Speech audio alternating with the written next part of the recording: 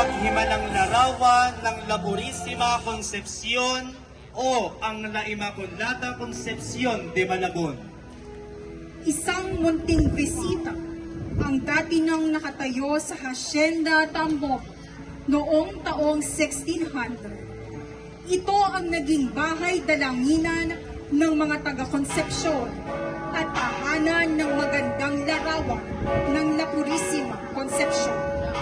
Ang mahal na patrona ng nayong ito sa pagitan ng Ilog Malabon at Ilog Navones.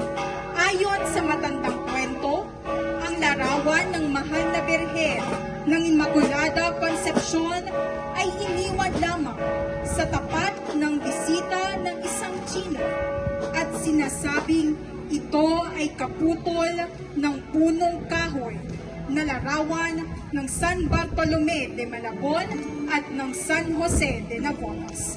Ang larawan ng Immaculada Concepcion ay ukit mula sa kahoy na mulawi at nagkakaedad na nga ng higit kumulang 324 na taon na.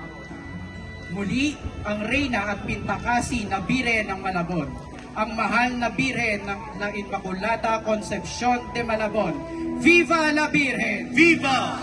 Viva la Immaculada Concepcion de Malabon! Viva! Viva la Birhen! Viva!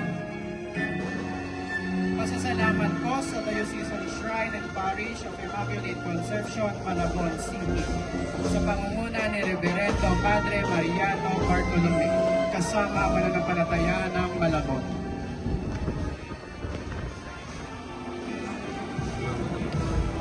La Virgen Divina Pastora. Isinagawa ang koronasyong kanonikal sa mahal na birhen noong ika-26 ng Abril